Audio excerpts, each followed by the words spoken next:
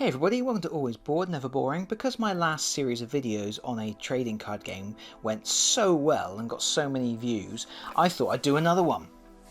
Don't worry, this is just a one-off. I'm taking a look at the Transformers Trading Card Game Starter Set. Now, Transformers. First and foremost, I have to say, I am not a massive Transformers fan. However, Transformers was the first comic book that I read when I was a wee lad, and I'm pretty sure the first story that I remember reading was the one where Optimus Prime and Megatron are fighting on the dam, and Optimus Prime has got his energy axe and Megatron's got his Morning Star, and they're flailing at each other, and that story was quite it had an impact on me because it was the first time I can remember a story where spoiler here, by the way, Optimus Prime loses that fight, and it was probably the first time that I'd seen a story where the good guy loses and it's because the bad guys cheat. And yeah, Optimus Prime loses that fight, and that was just kind of like a massive thing to me. It was an eye-opening thing, and it's informed a lot of the way I think about things, the way I approach things, and as a writer. So that is important to me. And also, there's certain things that I was very much, I was the little kid who got bullied a lot at school, and there's characters like Bumblebee. I was a huge fan of Bumblebee because he's like this. He's small. He's not the best combatant, but he's brave, and I remember being absolutely devastated when there's a storyline where Bumblebee gets captured and totally demolished. And yeah, there's some storylines that from my past that were Transformers that really kind of stuck with me, and they were important to me. And so I've always had a soft spot for Transformers, although I'm not a huge fan. I'm certainly not a huge fan of the Bay films. I'm particularly not a huge fan of the way he handled Bumblebee, because Bumblebee for me, it was that small, brave, but ultimately outgunned character, not someone who can go toe to toe with a tooled up Prime. No, not having that. But yeah, so when I found out there was a trading card game for Transformers coming out, it was something that I was immediately interested in. Obviously, immediately realised that it is sort of aimed at a younger and / or more casual gaming crowd, but that's fine by me because it's something that I was thinking I could play with my daughter, who is not quite 8 years old yet. And yeah, and so I bought the starter set, and that's all I have at the moment. I just have the starter set, which was super cheap. I think it's £15 retail, so I think I picked that for about 13 quid online. And it says it's a 2-player starter set. That's a lie. That's a fibbity doodah. But we'll get to that in a moment, because first and foremost, I want to complain about this packaging. This is Hasbro being Hasbro, but they obviously wanted to show off the big foil cards, which are cool. Look at Bumblebee's eyes are glaring on the camera. I don't know how that's going to come out on the camera, but that's cool. But yeah, they obviously wanted to show off all these big foil cards, so they've made a box that's 4 times bigger than it needs to be, and they've used like a huge massive plastic insert, which I'm not into that. I think if you're making a board game with an insert and you're going to keep the insert for storing the game, then that's fine, go for it. But when you've basically made something that it's disposable, you're not going to keep the cards in that. That's a lot of plastic that some people will recycle it, but some people won't, and I think that's uncalled for. It's unnecessary. Down with that sort of thing. Obviously I understand they want to make an impression on the shelf, they want to stand out, but even so, Anyway, we will take a look at the contents in a moment, but we're going to, first of all, as we're going to say it says 4 full Transformers character cards plus 40 battle cards. Like I say, 2-player starter set. And when we look on the back, it says, for full gameplay, 2 players can add cards from Transformers TCG booster packs, or 1 player can use these Autobot Starter Set cards right out of the box. Because this Autobot Starter Set contains the cards 2 players need to begin the action. Nah. Right. It's not the cards that 2 players need. It is a basically playable deck for 1 player. If really there needed to be a second starter set, which there isn't at the time that I'm making this video. There should be a Decepticon one as well. That would make perfect sense, because then you could buy an Autobot starter set and a Decepticon starter set and have a proper scuffle right from the start. If you just buy this set, you are getting 1 player's worth of the game, and then this set doesn't even give you the proper rules of the game. It gives you some basic rules that you can play using half a deck of cards, which is not what a starter set should do. The starter set should it should teach you the game, and then you should be able to play at least a basic version of that game, and you can't with this starter set. It's a massive fail in that regard. On the plus side, it's really easy to find in stores. You can walk into like a Game or a Waterstone or something, you'll probably find this on the shelf. And the boosters seem to be everywhere, which is good, as opposed to Warhammer Age of Sigmar Champions, which I don't seem to be able to find anywhere in stores. So anyway, like I say, this isn't.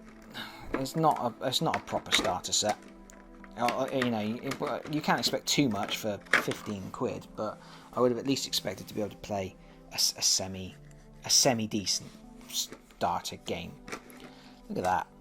That's ridiculous. Oh look, there's extra packaging just to sit in that over that card, so that card doesn't tilt backwards. It's ridiculously. That's way too much plastic. Don't condone it. So the game, you get regular cards, you get a deck of regular cards, and then you get your hero cards. Now, there's 2 other things you get in the starter set. You get some wound tokens. Yeah, that's just printed on a card with perforated bits. I recommend you use anything other than those. And you get, and this is the absurd bit, the 2-player starter set rules. Right. So with the 2-player starter set rules, they're basically streamlined rules so that you can do something with this starter set before you buy any more cards. And the cards, I don't know if I showed these clearly or not, but you get Bumblebee, Ironhide, Prime, and Red Alert. You know, I would like to have seen Hound in there myself, but that's just me. So you get 4 characters.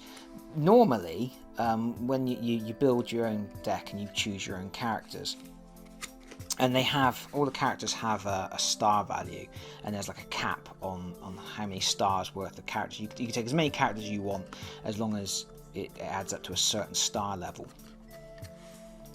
But yeah, so you've got that, and then you have your deck of action cards. And I'm going to very briefly explain the 2-player starter set rules that they give you.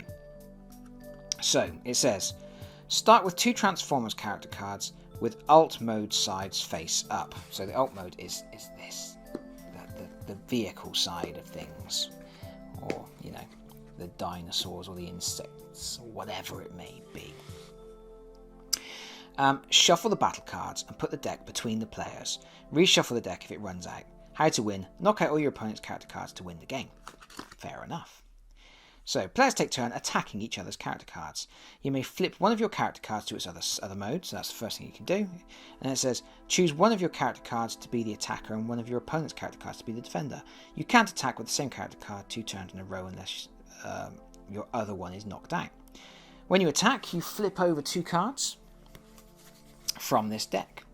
And you are looking for orange symbols up in the top corner. Like that. You add the orange symbols to your attack value.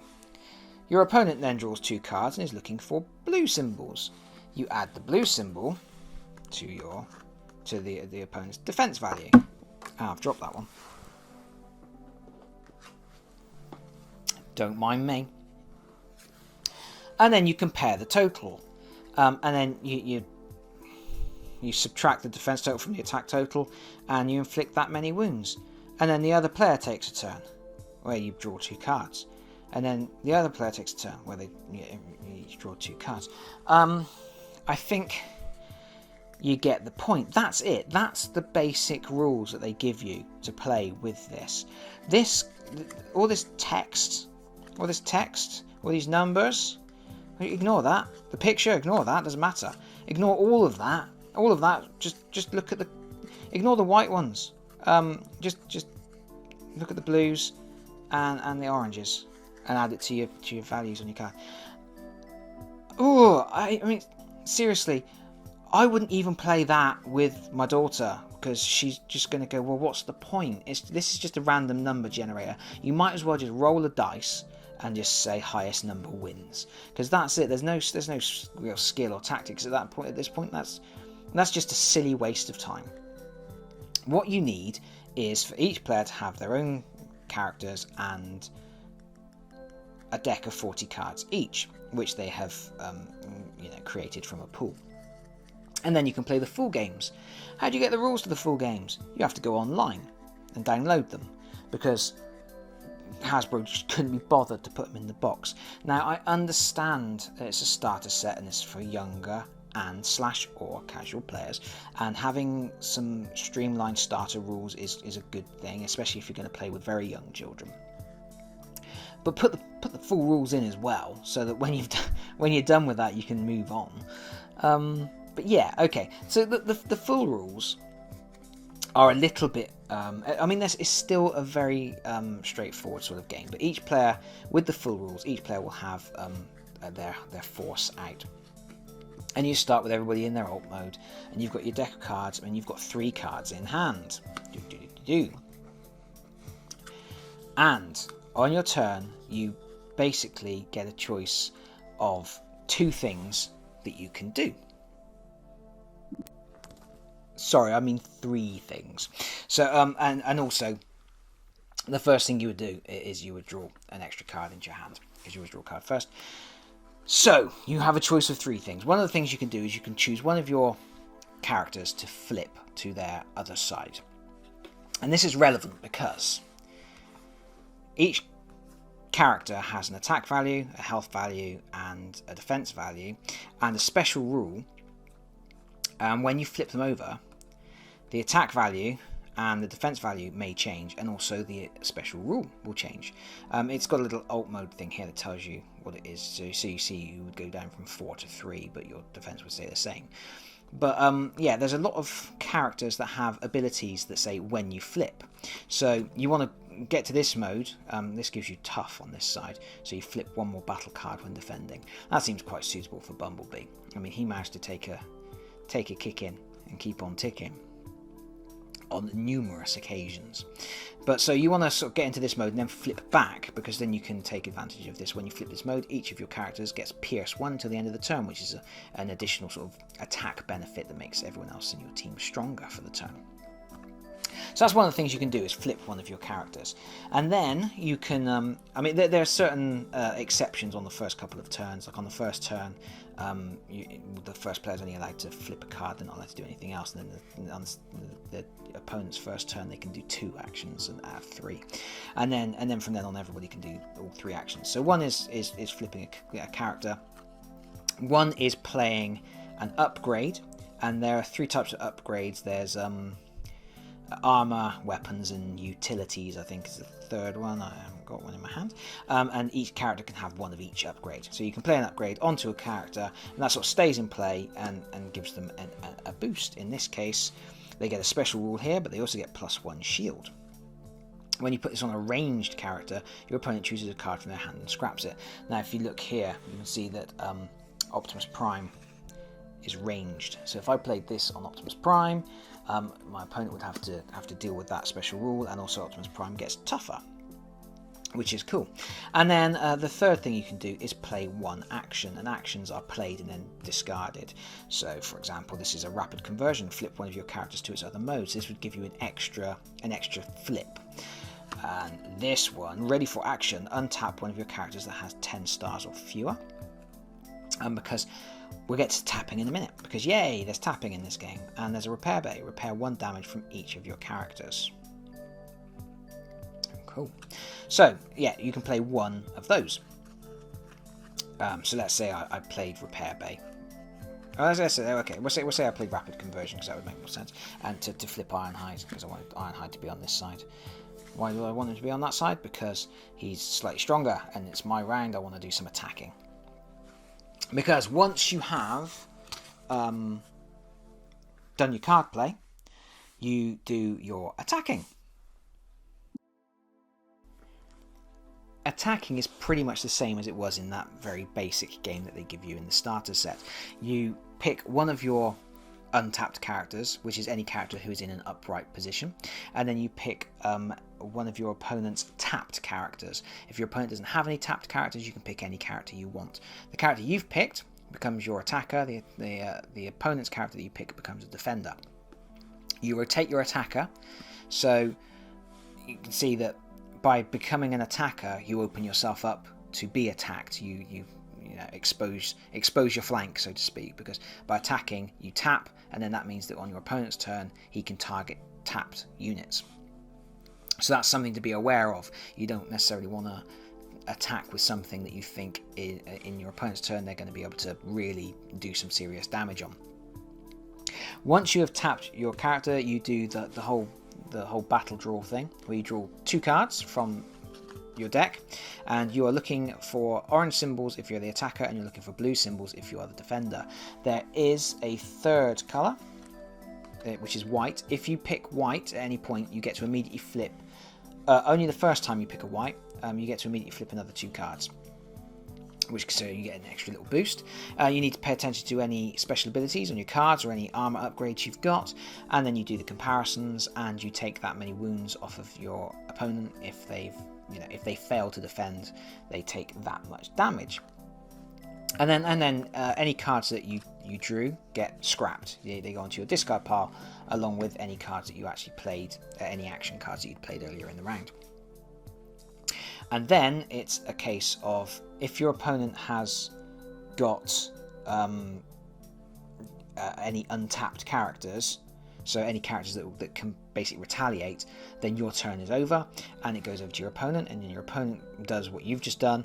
And then if you've got untapped cards, if at any point somebody attacks, and then at the end of their attack their opponent doesn't have any untapped characters, you can attack with any of your remaining untapped characters, but you don't get to do more actions and things like that. You just get to basically wail on them a bit with anything you've got left.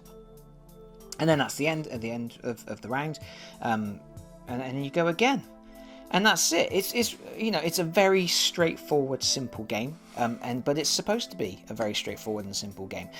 Looking at the cards, it looks like there's a potential for some interesting card play. We've got sort of things like choose one of your characters. If it's a truck, repair 2 damage. If it's a car, draw 2 cards. So that's quite interesting in itself, because I've got, for example, here I've got a car, and I've got a truck and a car. So when I've got this card in my hand, I can choose what I want it to do, which is interesting as long as I've got those characters in play. Armored plating, that's just sort of straight up boost. But so when you're building your deck, you obviously need to think about symbols, because you want a nice mix of the different colours, so you can attack, defend, and also get those boosts. Datapad, which is a utility upgrade. When the upgraded character attacks, draw a card. Then you may put a card from your hand on top of your deck. That's quite good, because obviously when you put a card from your hand on top of your deck, you're basically picking a symbol, a colour. So you're in the process of attacking. You want to make sure that you put either a white card down, so that you get to do an extra draw, or if you haven't got a white card, an orange card, so at least you're guaranteeing you get a hit. So there's some you know, it's one of those games where the rules are incredibly simple, but the gameplay is going to be in the cards. It's not in the framework of the gameplay. It's in the cards itself and in the way you construct your deck and in the characters you pick. And it seems pretty interesting. At this stage, obviously, I've not had an opportunity to play it as it's meant to be played. I need to buy some booster packs. I have heard on the grapevine that the booster packs are particularly beastly in terms of trying to collect the whole set. I think there's super rare cards which, you know, turn up once in a blue moon, and your chances of getting them without actually shopping on the secondary market and paying like 15 quid for one card is quite remote. But I don't see myself trying to collect a whole set of this. I would like a Hound card. Hound is one of my favourite characters. I love that little old Jeep. And I would like a full set of Dinobots, I guess. I would definitely like a Megatron and a Starscream and a Ramjet. I'm a big fan of all the jets.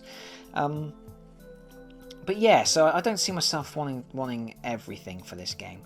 But I'm certainly interested in getting you know, some more of it. I don't see it being my main go-to trading card game. I don't see it being I see it being something I can play with my daughter more than anything else, and I think we'll have some fun with it. It's not particularly deep, but I think it has the potential for some interesting card interplay and some interesting deck construction concepts, because you are thinking about what cards you've got as characters, what symbols you're going to be needing, and that sort of thing. So yeah, I'm pretty intrigued, but I do think, okay, the starter set is only £15 retail, which is a good price. I think considering getting like the ultra sized cards, I kind of wish they hadn't bothered. They could have been smaller than this, but yeah, for 15 quid, I think it's a pretty decent buy-in. It's a shame there isn't a Decepticon starter set. I would have, you know, definitely bought both if there had been both available. And yeah, I think they really need to put the full rules in the box, and maybe some decent tokens as well. Hasbro, you cheapos. I don't think I've got anything else to say about this at the moment. Anybody else playing this? Let me know your thoughts. Has anybody been opening booster packs and getting shafted in terms of the distribution? I would be interested to know before I go out and start buying some more boosters. Any comments? Greatly appreciated, and thank you as always for watching. You guys are all awesome. Bye bye.